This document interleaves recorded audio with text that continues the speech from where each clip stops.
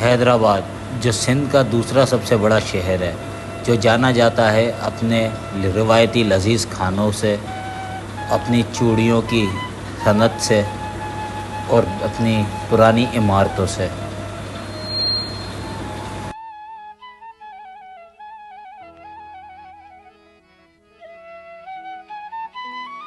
حیدرآباد کلوڑا دور حکومت سے لے کر برِ صغیر پاک و ہند میں انگریز سرکار کی آمد تک سندھ کا دارالخلافہ رہا ہے۔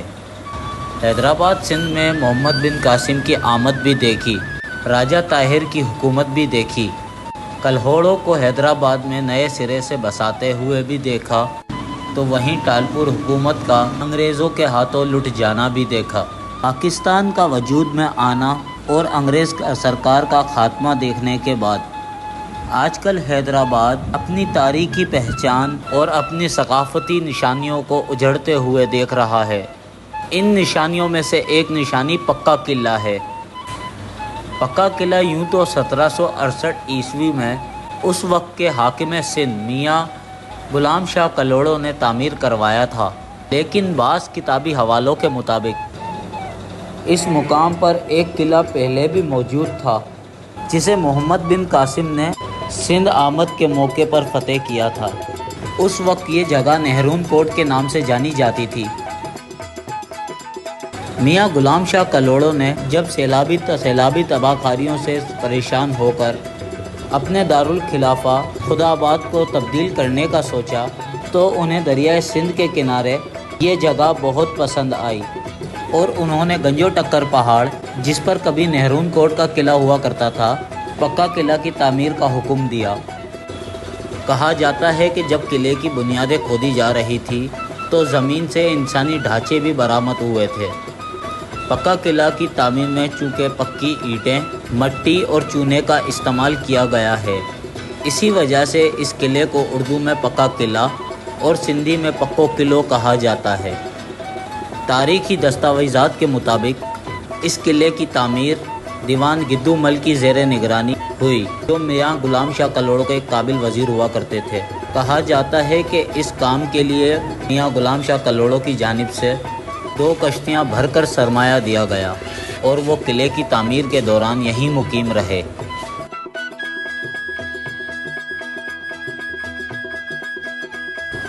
قلعے کی تعمیر کے بعد قلعے سے کچھ فاصلے پر 40 گز کشادہ خندق کھودی گئی تھی تاکہ جنگ کے دوران قلعے کی حفاظت کو یقینی بنایا جا سکے۔ قلعے کے صدر دروازے کے سامنے کھودی ہوئی خندق ایک لکڑی کا پل بنایا گیا تھا تاکہ قلعے میں آمد و رفت جاری رہ سکے۔ جناب حسین بادشاہ صاحب اپنی کتاب حیدرآباد کی تاریخ میں لکھتے ہیں کہ قلعے کے داخلی دروازے کے لیے ایک بڑی محراب بنائی گئی تھی، جس کے نیچے سنگ مرمر کی تختی لگائی گئی تھی۔ اس تختی پر میاں غلام شاہ کلوڑوں کا نام اور قلعے کی تعمیر کا سال 1182 ہجری تحریر تھا۔ حسین بادشاہ کے بقول قلعے کے مرکزی دروازے کے اوپر ایک اور چھوٹی محراب بنائی گئی تھی۔ ان محرابوں پر رنگین گلوکاری کی گئی تھی، جبکہ شاہی دروازہ لکڑی سے بنایا گیا تھا۔ قلعے کے شاہی دروازے کے سامنے قلعے کی حفاظت کے پیش نظر ایک بلندوں والا مینار بھی بنایا گیا تھا۔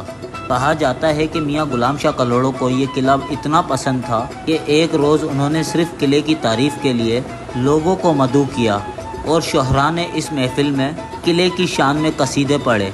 پھر میاں غلام شاہ کلوڑوں کی جانب سے شہراء کو تحائف اور انعامات سے بھی نوازا گیا۔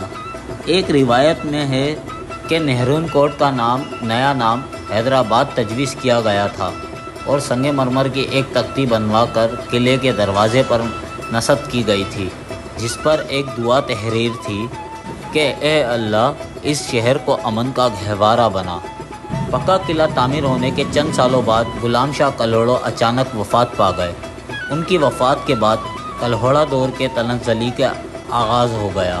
بلوچ سرداروں کے قتل اور علاقے میں عدم اعتماد کی فضا پھیلنے کے باعث حالات اس نہج پہ پہنچ گئے۔ ٹالپور اور کلہوڑوں کے بیچ خونہ ریزی جنگ ہوئی 1782 عیسوی میں۔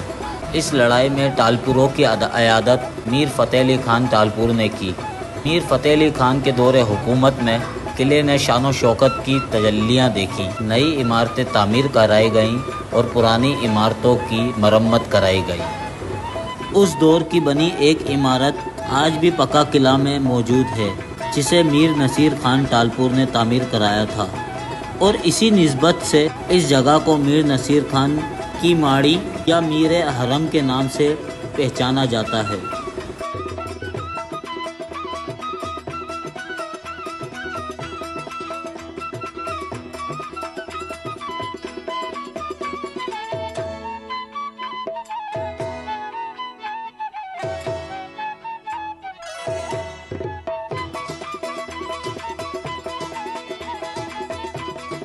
حضرت علی رضی اللہ تعالیٰ عنہ کے نام سے منسوب قدم گاہ بھی پہلے پکا قلعہ میں ہی موجود تھی، جسے پھر عام عوام کی زیارت کے لیے باہر منتقل کر دیا گیا۔ قلعے کے بائیں جانب ایک خیمہ نما جگہ ہے، جسے اب لوگ گپا والے نام کے سرکار سے پکارتے ہیں، کیونکہ یہاں ایک مزار بھی ہے۔ کہا جاتا ہے کبھی یہ جگہ شاہی استبل کے طور پر یہاں استعمال ہوتی رہی ہے۔